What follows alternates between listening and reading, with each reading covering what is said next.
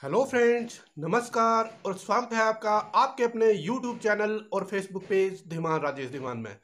Friends, आज की video में हम डिस्कस करेंगे डिफरेंट टाइप्स ऑफ फंक्शन, जैसे identity function, modulus function, square root function, reciprocal function, greatest integer function, signum function, smallest integer function. मैं इससे पहले भी रिलेशन एंड फंक्शन के ऊपर बहुत सारी वीडियोस बना चुका है। अगर आपकी कोई क्वेरी है तो आप प्लेलिस्ट में जाके उसका सॉल्यूशन चेक कर सकते हैं। आज की वीडियो में हम देखेंगे डिफरेंट टाइप्स ऑफ फंक्शन। सबसे पहला हमारा फंक्शन है कांस्टेंट फंक्शन। अब कांस्टेंट फंक्शन किसको बोलते हैं? A function f x is equal to c, f x is equal to c for all x belonging to R is called constant function, जहां पर c जो है वो एक आर्बिट्रेरी रियल नंबर होगा।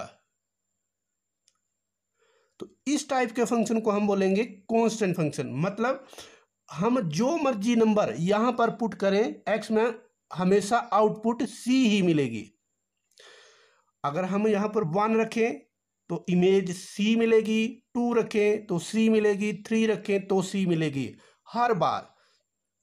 अगर हम इसको यहां पर ऐसे देखें 1 2 3, तो हर बार हमें ये एसोसिएशन सी के साथ ही होगी, तो इसको बोलते हैं कांस्टेंट फंक्शन। अगर हम इसको और क्लियर तरीके से समझना चाहें, अगर मैं इन 10 अलग अलग कलर के ऑब्जेक्ट ले लूं या पेन ले लूं और इसकी शैडो देखूं, तो हर बार मुझे ब्लैक शैडो ही दिखेगी, चाहे इन पेन्स की कलर ब्लैक हो, वाइट हो, ब्लू हो, ग्रीन हो, हर बार शैडो मेरे को एक ही कलर की दिखेगी।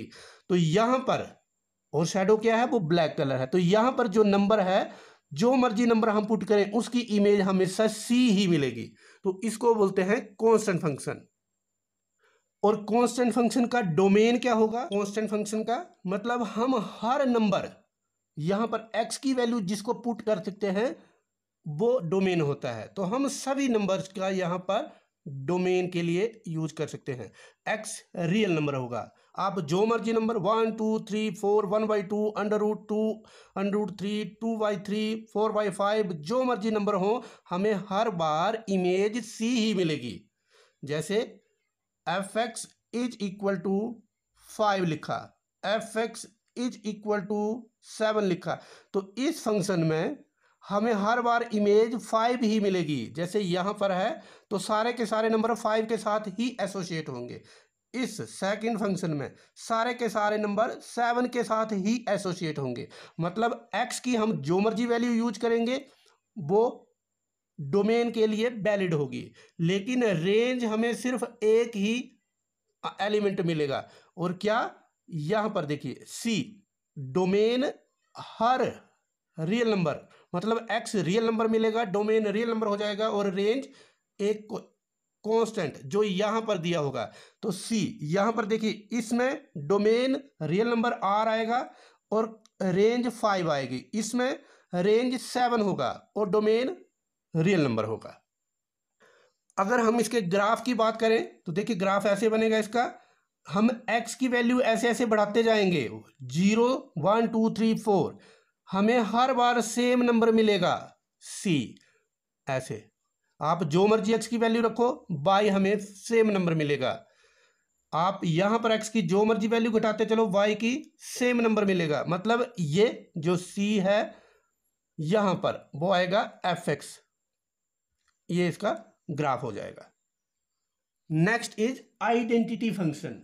आइडेंटिटी फंक्शन क्या है? If a function f x is equal to x for all x belonging to real number, then f is called identity function.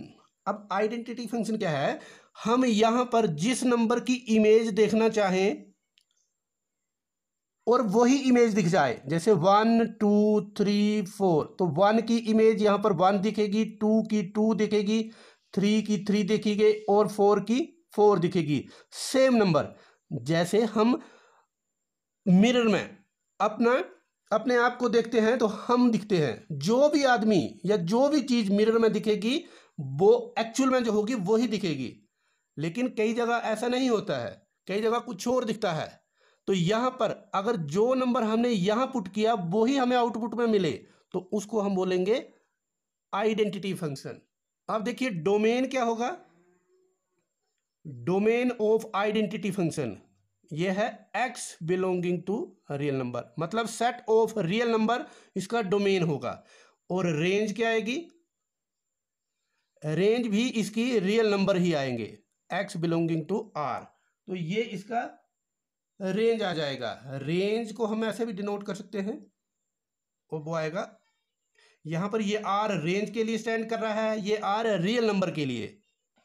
मतलब अगर हम दो की इमेज देखें f(x) में अंडर दिस फंक्शन, दो तो दो दो के साथ एसोसिएट होगा, तीन तीन के साथ होगा, 100 के साथ एसोसिएट होगा, 5000 के साथ।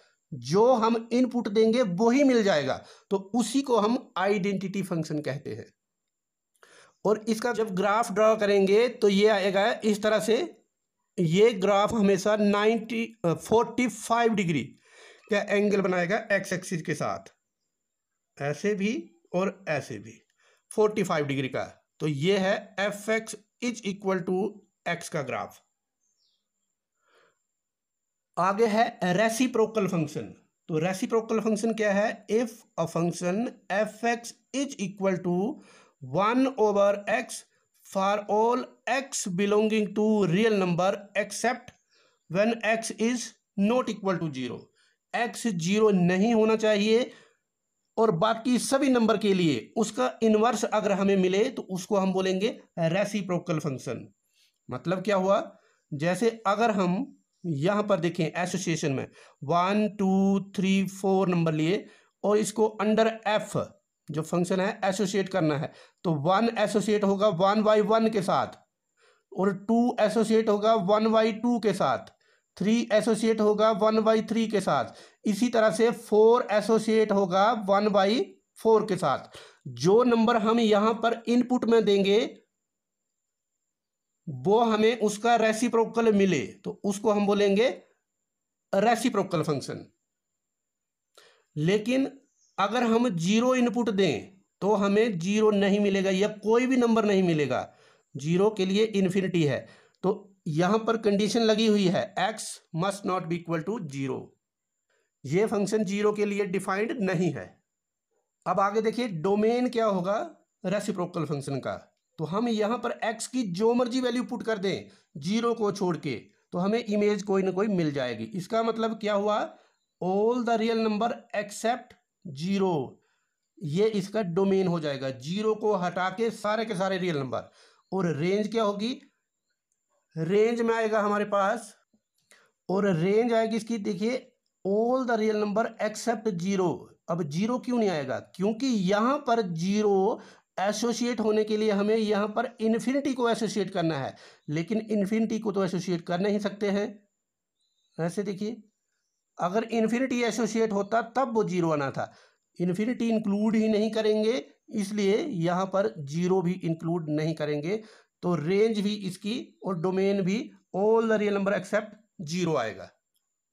और अगर इसका ग्राफ ड्रॉ करें हम तो देखिए ऐसे आएगा, जब हम 0 से बढ़ेंगे, जैसे जैसे हम 0 से बढ़ेंगे तो इसका ग्राफ इन्फिनिटी से ऐसे कम होता हुआ ऐसे यहां तक चलेगा, 0 को टच करता हुआ। एक्चुअल में ये 0 को टच नहीं करेगा लेकिन 0 को टच करता हुआ ऐसे घटेगा। इसी तरह से यहां पर जब इसकी वैल्यू नेगेटिव में लेंगे तो यहां पर माइनस इन्फिनिटी से घटता हुआ ऐसे 0 की तरफ चलेगा। तो ये इसका ग्राफ आया। और देखिए यहां पर जो बाई एक्सिस है उसके साथ एसोसिएट नहीं करना है, इसको टच नहीं करवाना है, क्योंकि बाई के साथ टच करने का मतलब है x की वैल्यू हम 0 पुट करेंगे और x की वैल्यू 0 के लिए पहले ही मना किया हुआ है। आगे है स्क्वायर रूट फंक्शन।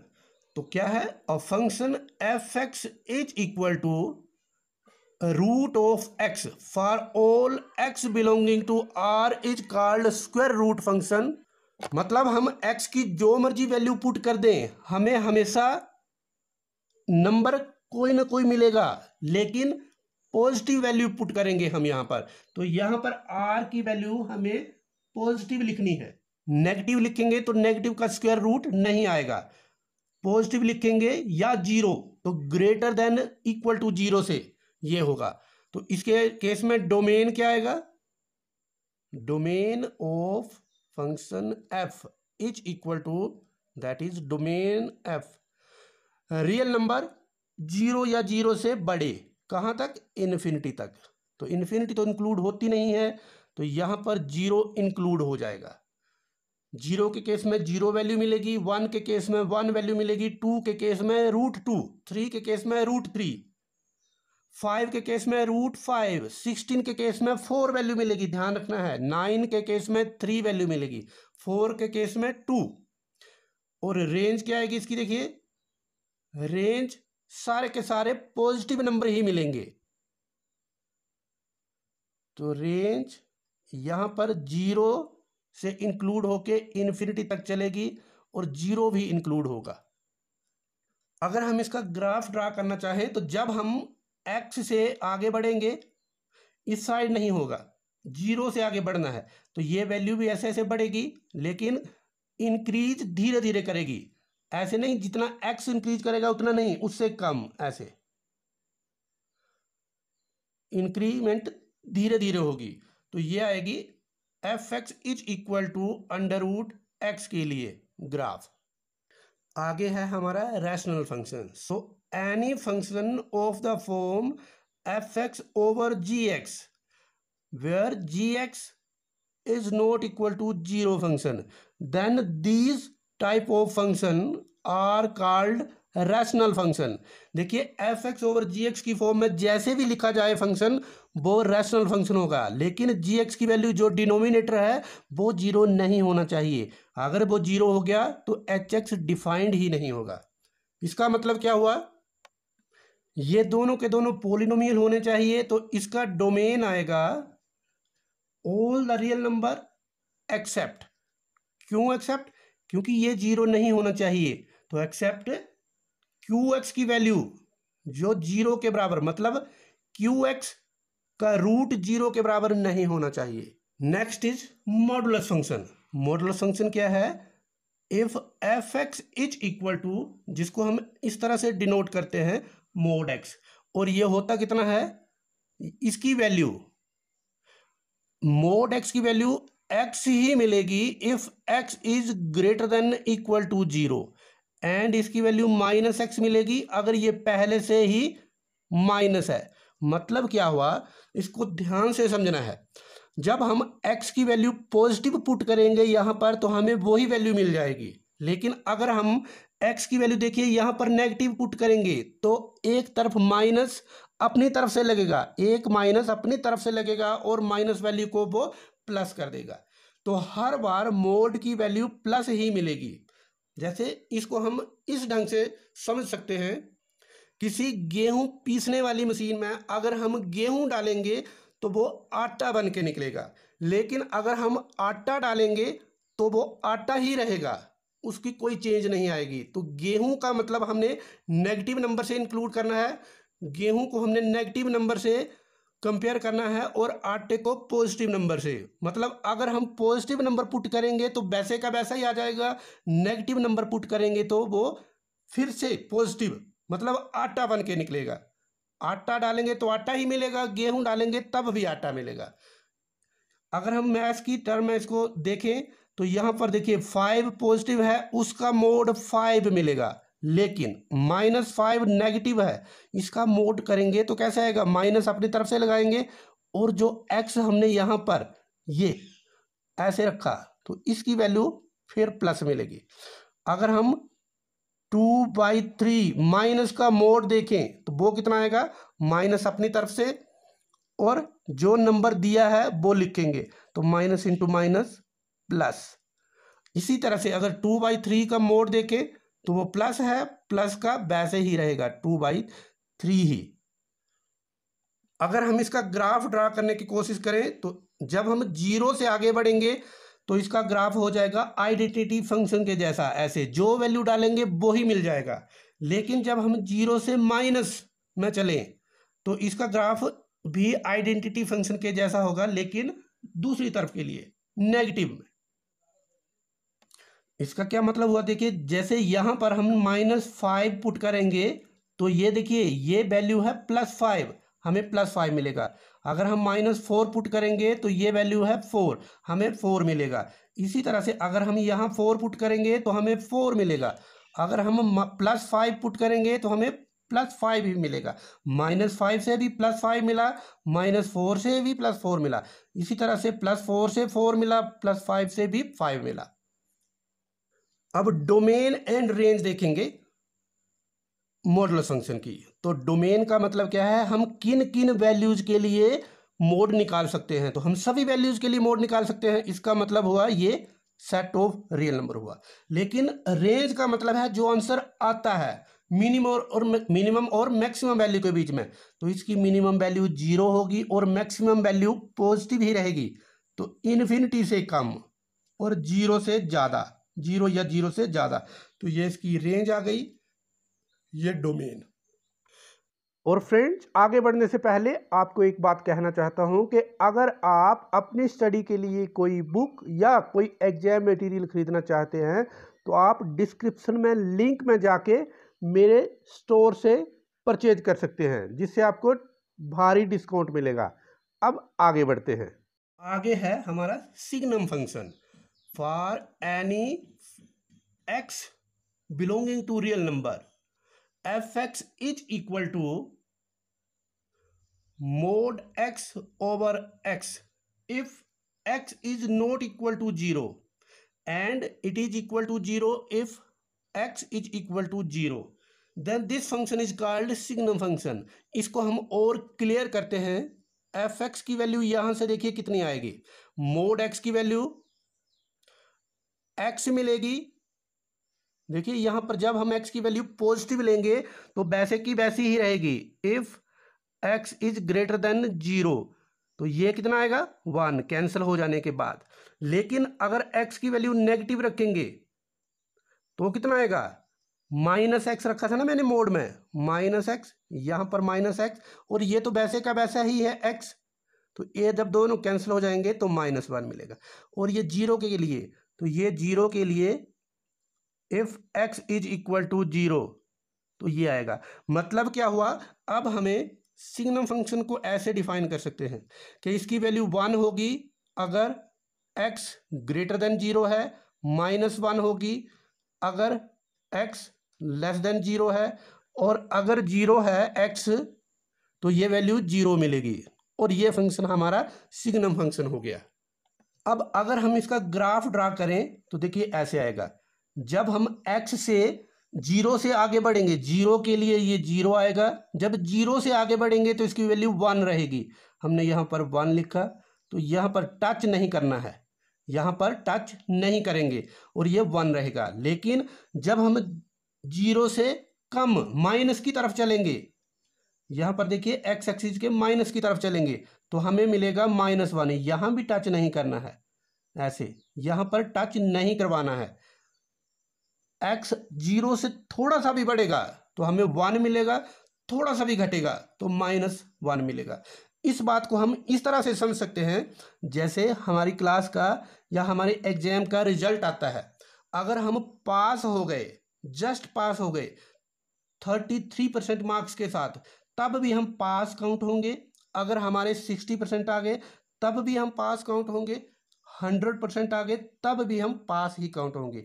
लेकिन अगर हमारे पास परसेंटेज से 1% भी कम हुआ तब भी फेल काउंट होंगे, 2% लेस हुए तब भी फेल काउंट होंगे, 15% कम हुए तब भी फेल, और 0% आए तब भी फेल। उससे उस स्लैब के बीच में कोई फर्क नहीं पड़ेगा। जैसे यहाँ अगर पास परसेंटेज से जितने ज़्यादा नंबर बढ़ गए, पास परसेंटेज से जितने ज़्यादा नंबर बढ़ गए कोई फर्क नहीं है, पास ही काउंट होगा। फेल से थोड़ा सा भी नंबर कम हो गए तो वो फेल ही काउंट होगा। इस बात से इसको ऐसे समझा जा सकता है। अभी हम डोमेन एंड रेंज डिस्कस करेंगे सिग्नम फंक्शन का। तो देखिए सिग्नम फंक्शन में हमने एक ग्राफ को देखा था, x की सारी वैल्यूज के लिए वो हमें इमेज दे रहा था। मतलब x क्या आएगा रियल नंबर में से कोई भी, तो सेट ऑफ रियल नंबर जो होगा वो उसका डोमेन आएगा। लेकिन रेंज में हमने सिर्फ 3 वैल्यूज ही देखी थी, एक 0, एक +1, एक -1। तो हमारे पास एक सेट होगा जिसमें सिर्फ 3 इमेजेस मिलेंगी, या तो 0 होगी या 1 या -1, चौथी कोई इमेज नहीं होगी सिग्नम फंक्शन के लिए। मतलब हुआ सारे के सारे रियल नंबर इन 3 में से कोई नंबर चूज करेंगे अपने साथ एसोसिएट होने के लिए। आगे है हमारा ग्रेटेस्ट इंटीजर फंक्शन। इसको हम डिनोट इस तरह से करते हैं, स्क्वायर ब्रैकेट के बीच में जब नंबर को लिखते हैं वो ग्रेटेस्ट इंटीजर फंक्शन है। अब इसको थोड़ा सा समझ लेते हैं कि है क्या। A function f defined by fx is equal to, इस तरह से इसको पढ़ेंगे हम, ग्रेटेस्ट इंटीजर फंक्शन। और इसकी वैल्यू क्या होगी, इसकी वैल्यू इंटीजर आएगी अगर ये खुद इंटीजर है, इफ x इज इंटीजर। और अगर ये इंटीजर नहीं है तो उससे कम वाला इंटीजर जो है वो वैल्यू मिलेगी, मतलब x से कम वाला इंटीजर। अगर x डेसिमल में है तो उससे इमीडिएट लेफ्ट साइड जो इंटीजर होगा वो इसकी वैल्यू आएगी। हम इस तरह से देखते हैं, अगर x की वैल्यू इंटीजर है तो वही नंबर मिल जाएगा। देखिए 5 के लिए 5 मिलेगा, 7 के लिए 7 मिलेगा। लेकिन अगर नंबर डेसिमल में है या अदर देन इंटीजर है, जैसे 1.2, इसकी ग्रेटेस्ट इंटीजर वैल्यू क्या आएगी। ये बहुत इंपॉर्टेंट स्टेप है, ये समझना है। 1.2, तो 1.2 में इंटीजर पार्ट ये है 1, तो इसका आंसर 1 आएगा। 3.7, यहां पर इंटीग्रल पार्ट है 3, तो वैल्यू आएगी 3। इसी तरह से टू द लेफ्ट भी पूछा है। देखिए नंबर लाइन में हम इसको डिनोट करेंगे और फिर क्लियरली अंडरस्टैंड करेंगे। अगर हम 4.9 देखेंगे तो 4.9 में integer to the left side of 4.9 ये आएगा 4। लेकिन अगर हम इन नंबर में -1.2 देखेंगे तब क्या आएगा, -1.2 में integer to the left of -1.2 आएगा -2। यहां देखिए -3.1 में इंटीजर आएगा -4 टू द लेफ्ट ऑफ -3.1। -4.9 की ग्रेटेस्ट इंटीजर वैल्यू होगी -5। ये क्यों होगी, देखिए नंबर लाइन में यहां पर कोई दिक्कत नहीं है, ये एज इट इज रहेगा। अब 1.5 कहाँ है, ये 0, 1, ये 2, ये 3, तो 1.2 यहां पर है, तो इससे लेफ्ट साइड में जो इंटीजर है ये 1 है, तो ये इसकी वैल्यू आए। 3.7 देखिए, 3.7 यहां जैसे होगा तो इससे लेफ्ट साइड ये इंटीजर है, ये वैल्यू मिली हमें। 4.9 में देखिए, 4.9 यहां जैसे आएगा तो 4.9 से लेफ्ट साइड में इंटीजर कौन सा है, ये हमने ये आंसर लिखा। अब यहां माइनस में देखते हैं, -1, -2, -3, -4, तो -1.2 यहां जैसे आएगा देखिए कहीं, और इससे लेफ्ट साइड, अब की बार यहां नहीं चलना है, इस साइड नहीं, लेफ्ट साइड बोला है, तो लेफ्ट साइड में इंटीजर है ये, तो ये वैल्यू लिखिए। -3.1 में देखिए, -3.1 यहां जैसे आएगा कहीं, तो इससे लेफ्ट साइड इंटीजर ये है 4, तो वैल्यू हमने 4 लिखी है। इसी तरह से -4.9 यहां जैसे होगा कहीं, तो इससे लेफ्ट साइड में इंटीजर आएगा 5। देखिए अगर हम इसका ग्राफ देखना चाहें तो ये ग्राफ इस टाइप से आएगा। देखिए 0 से लेकर 1 तक, 0 के लिए 0 वैल्यू मिलेगी, यहां ग्राफ में देखिए 0 के लिए 0 वैल्यू मिलेगी, 1 के लिए 1 मिलेगी, लेकिन 1 से कम के लिए 0.9 लिखना है। अगर हमने 0.9 लिखना है तो 0.9 कहाँ आएगा, इससे लेफ्ट साइड इंटीजर है 0, तो यहां पर देखिए 0। 0.8 की वैल्यू भी वही रहेगी, कितनी, 0। 0.7 की वैल्यू भी रहेगी, इतनी ही। और देखिए 0.777 की वैल्यू भी 0 ही रहेगी। सभी उस स्लैब में जो भी नंबर हैं उनकी वैल्यू सेम रहेगी। यहां देखते हैं -1.212, इसकी वैल्यू भी वही रहेगी 2 ही। अगर हम देखेंगे -1.351, फिर से लेफ्ट साइड जो इंटीजर है वही, यहां पर -2 है, यहां भी -2, लेफ्ट साइड में जो इंटीजर है -1 पॉइंट से। अगर हम यहां पर देखेंगे -1.99 में, तो इसके लेफ्ट साइड भी नंबर लाइन में देख लीजिए, यहाँ -1, यहाँ -2, -1.9, यहाँ जैसे आएगा, तो इससे लेफ्ट साइड का जो इंटीजर है वही -2। इस ग्रेटेस्ट इंटीजर फंक्शन को हम इस बात से समझ सकते हैं, जैसे हमारी क्लासेस के रिजल्ट ग्रेडिंग में आते हैं, तो 0 से लेकर 10% तक मार्क्स आ गए, उसको हम सपोज कर लेते हैं कि ये ई ग्रेड है। मतलब उसमें 7% वाले को भी ई ग्रेड मिलेगा, 8% वाले को भी ई ग्रेड मिलेगा, 0% वाले को भी ई ग्रेड मिलेगा। इसी तरह से अगर हम ये देखेंगे 11% से लेकर 20% तक, उनको डी ग्रेड, मतलब 11 वाले को भी डी, 18 वाले को भी डी, 17 वाले को भी डी, उस स्लैब में जो भी नंबर आएंगे उन सबको एक ही ग्रेड मिलेगा। इसी तरह से अगर हम ऐसा लिखें 91% से लेकर 100% वाले को अगर हम A+ ग्रेड दें, तो 91 वाले को भी यही ग्रेड मिलेगा, 95 वाले को भी यही ग्रेड मिलेगा, 99 वाले को भी यही ग्रेड मिलेगा, और 100% वाले को भी यही ग्रेड मिलेगा। मतलब ये हुआ कि इस स्लैब में सारे के सारे नंबर के लिए सेम वैल्यू मिलेगी। जैसे हमने देखिए यहां पर क्वेश्चन में देखा था 3.1, इसकी वैल्यू भी 3 होगी, 3.7 की वैल्यू भी 3 होगी, 3.9 की वैल्यू भी 3 होगी।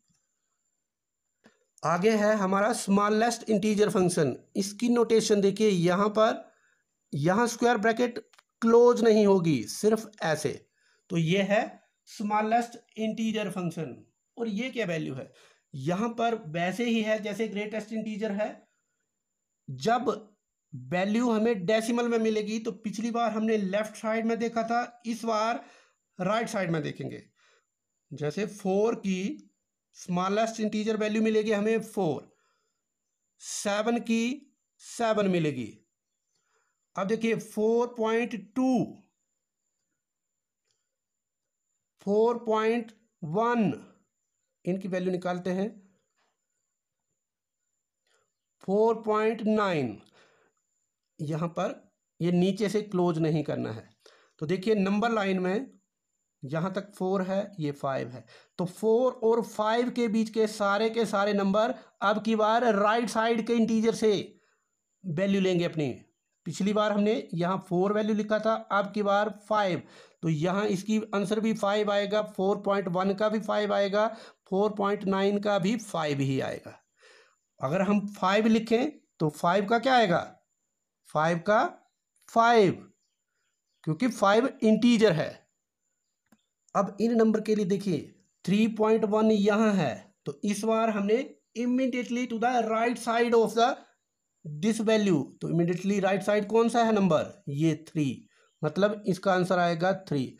3.5 माइनस का 3.5 यहाँ होगा, लेकिन राइट साइड में 3 है, तो देखिए 3 मिला। -3.9, 3.9 यहाँ जैसे आएगा कहीं नंबर, और इससे राइट साइड का नंबर ये मिलेगा, तो आंसर हमेशा हमारा यहाँ देखिए इसको -3 है, सब केसेस में -3 नंबर है।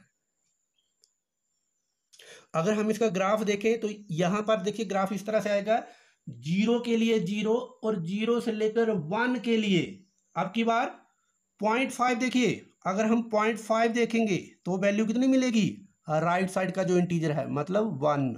पिछली बार हमें 0 मिली थी ग्रेटेस्ट इंटीजर में, स्मॉलेस्ट में 1 मिलेगा।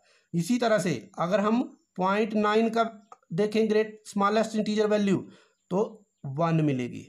जो भी यहां पर नंबर लिखा होगा उससे एक ज्यादा, यहाँ 0 लिखा है तो 1, यहाँ 0 लिखा है तो 1। सपोज करिए यहाँ 2 लिखा होता तो हमें आंसर मिलना था 3, यहाँ 8 लिखा होता तो हमें आंसर मिलना था 9। अगर यहाँ पर -3.5 लिखा होता जैसे यहाँ लिखा है, तो हमें क्या मिला, to the right side. Right side इस बार चेंज हो गया, कैसे, -3.5 से राइट साइड 3 मिला माइनस का। नंबर लाइन में हमने रिप्रेजेंट करने हैं नंबर और फिर चेक करना है। तो फ्रेंड्स, ये थी आज की वीडियो जिसमें हमने different types of function study किए। मुझे पूरी उम्मीद है ये वीडियो आपको बहुत पसंद आएगी। अगर वीडियो अच्छी लगी हो तो इसको लाइक करें, शेयर करें अपने फ्रेंड्स के साथ, और अगर आपने हमारे चैनल को सब्सक्राइब नहीं किया है तो जरूर सब्सक्राइब कर लीजिए इसी तरह की मैथ्स के ऊपर वीडियो देखने के लिए। अगर आपने ये वीडियो हमारे फेसबुक पेज के ऊपर देखी है तो हमारे पेज को लाइक और शेयर जरूर करें। धन्यवाद।